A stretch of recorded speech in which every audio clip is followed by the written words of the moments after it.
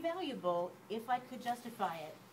But we had early voting to implement, new voting equipment to implement, and same-day registration. Figured how to. We had other stuff to do, and I decided that I would make the investment in Twitter. I would not make the investment in Facebook, because I viewed Twitter as being an easier investment for me to dip my toes into the water with and start with. And sure enough, there's good reasons and there's bad reasons to do this. I'll tell you one bad reason. Don't do any of this stuff because you want to give an intern a project. Do it because you want to launch a media presence and you've got your public affairs people who are ready and willing to manage this and lead this. And there's nothing that needs to be scary about your staff being on social media if these are people that you trust to take an unscripted media call in the first place. If they're people that you trust, talk to the Washington Post, talk to the New York Times, talk to whoever, then they're people that you can trust to type something that will appear in public.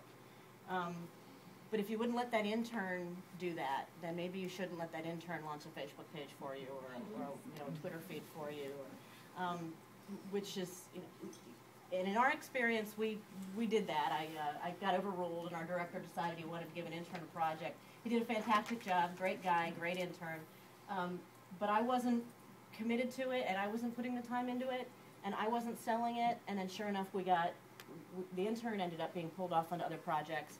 So we have a Facebook page. It was launched. I should probably take it down because it's got 13 friends and half of them work at our agency, and it's not something that we've ever really, we never got past that first experimental phase with. But we also haven't gotten criticized for it, I suppose. So, again, I think we're allowed to experiment to a degree. And he was good, and he helped me with a lot of things. So he was someone that I could trust to put up an update about, the voter outreach event or whatever. But it wasn't something that we sort of really bought into as a coordinated outreach, coordinated public affairs strategy, and we kind of got what we invested into it.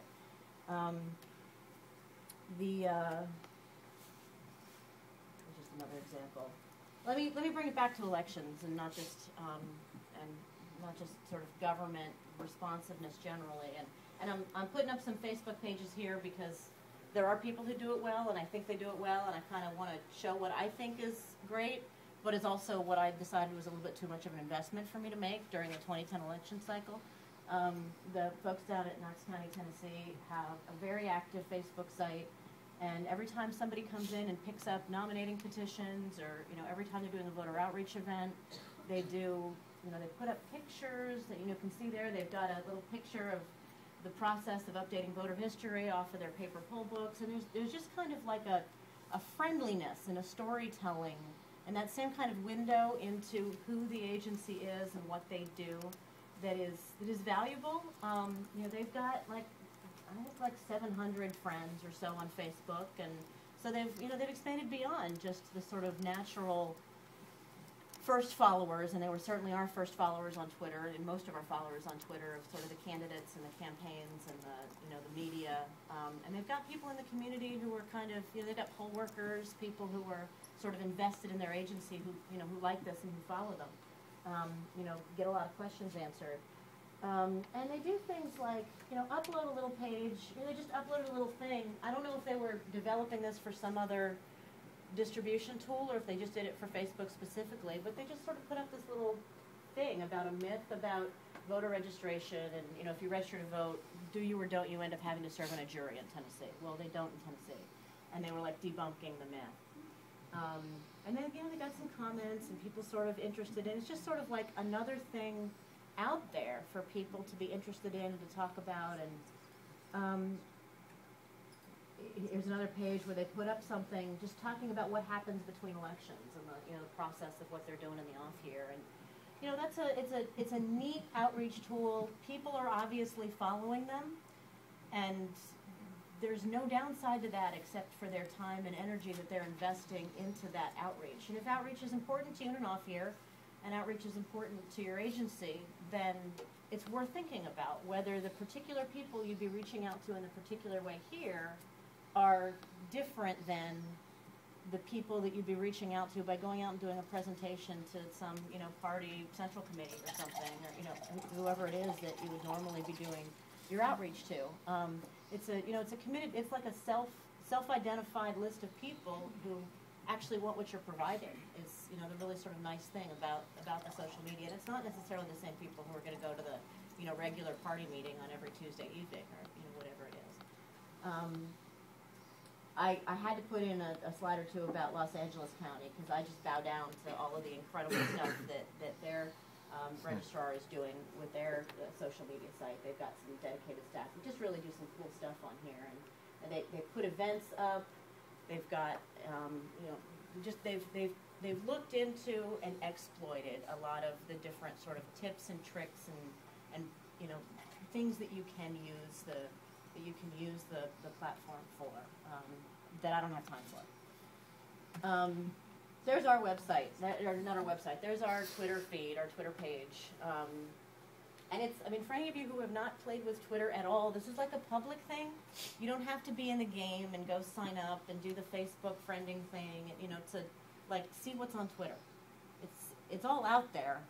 Yeah, there are ways for people to do things privately, but, not what I'm doing, and not what, most people are out there doing, in our universe on this. You just go to twitter.com/whatever the tag is, whatever the name is that somebody's using on Twitter, and it's all right there.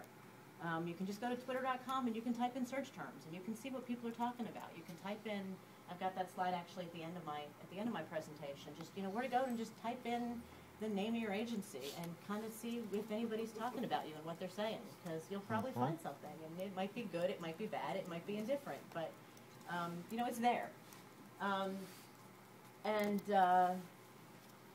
When I finally decided, actually I was sitting in a session much like this, kind of half paying attention to a speaker, and I decided it's time for me to go. I'm going to do it. I've got some polling place relocations that I need to put up on our website, and we just finalized our candidate guide, and it's time to get that up on our website. And I know that Twitter world is, it's a lot of candidates, it's a lot of, and I had gone on personally. I've got my own personal Twitter, log on, and I use it more to kind of watch, and I don't talk a whole lot. I tweeted that I was going to be here this morning, but but I kind of checked it out and seen who was there and followed a lot of the journalists and a lot of the, candidates. And I knew they were there, and so I decided it was just kind of time to join the game. And I just sort of did a soft launch of just starting to create a page by just putting up some pretty, lame content about, what's on our website. But it was a start. It was there. And it was something to kind of, dip my toes into the water with and play with it. And as it evolved, then what we were implementing new voting equipment. We were doing a lot of outreach events. It became sort of logical for me to then use it to just say, hey, we're going to be at the Democratic State Committee meeting tonight. Hey, we're going to be at, such and so and Advisory Neighborhood Commission meeting tonight. And, I didn't really know how much people were watching or not watching, and but it was sort of a venture, and we started to develop the follower list and the sort of little tips and things that you can do to kind of mention people. And when you mention people and they see that you've mentioned them, then they notice that you exist, and then they start talking about you. And there's sort of this sort of game of, that people get into playing in the Twitter world in particular about following people. And I started sort of name dropping basically where we were going, or and I decided eventually you know what, I'm ready to play now. I am going to live tweet our first day of nominating petition pickups. Because I knew that I had the people who were, they're already the reporters calling me and being, what do you know, what's going on? And I decided, you know what, let's play, let's do it. I'll go ahead and every hour, I'll just say the names of which candidates have already picked up their nominating petitions. And did a little name dropping. And, I talked about it actually with Mike DeBonis, with the local politics reporter with the Washington Post. And he was like, yeah, you should do it. So I tweet, we'll be tweeting candidate petition pickups every hour with the encouragement of Mike DeBonis, and I'm dropping his name. And then he retweets it on out to his people. And our follower list quintuples that day. And suddenly, all the candidates, all the party people all the reporters are following me to see, oh, you know, what's going on.